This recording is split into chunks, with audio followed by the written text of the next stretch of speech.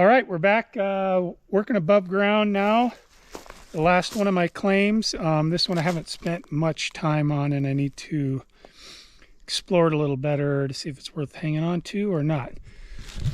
So what we got is a really big quartz outcropping. It's like starts over in here, goes all the way over in those trees.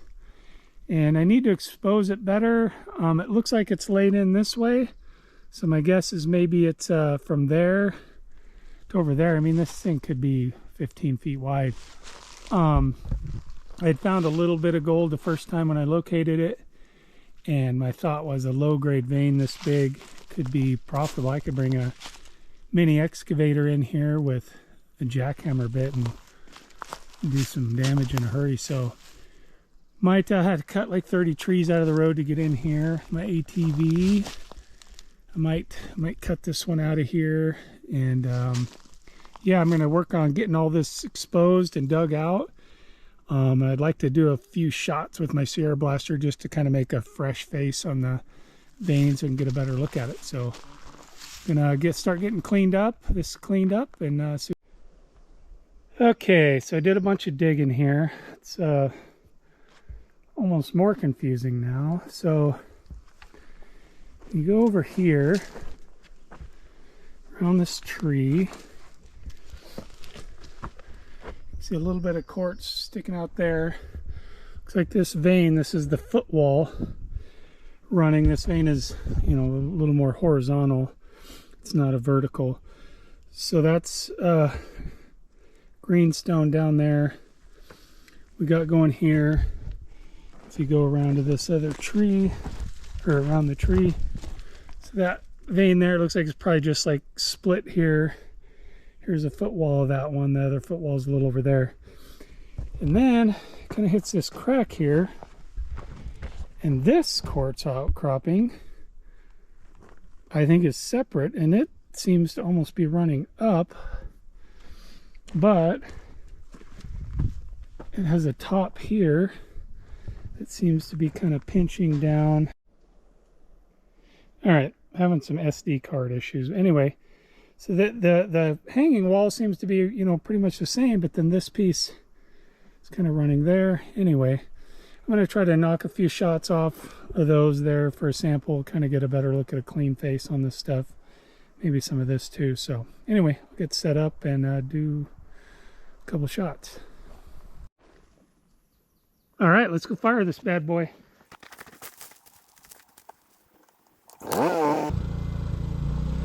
Fire in the hole. Woo.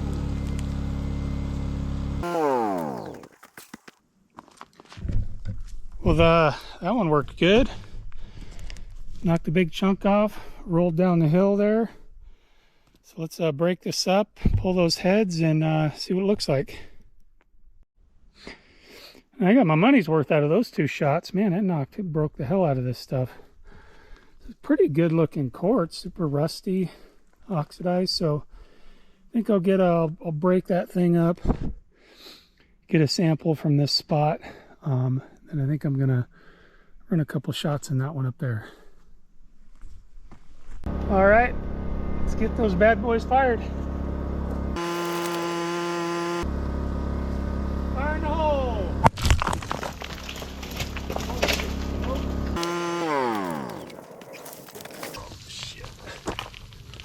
Whew. Well, that one fired pretty hard. All right, let's break this up, see what we got. Okay, so this stuff over here actually looks pretty good and mineralized right through there.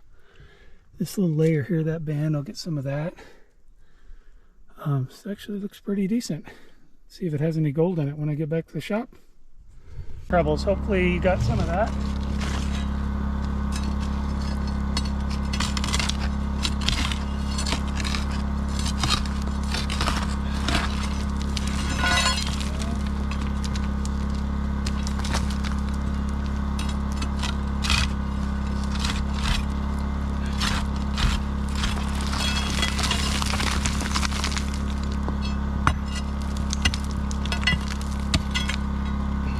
definitely doesn't look as good on this side.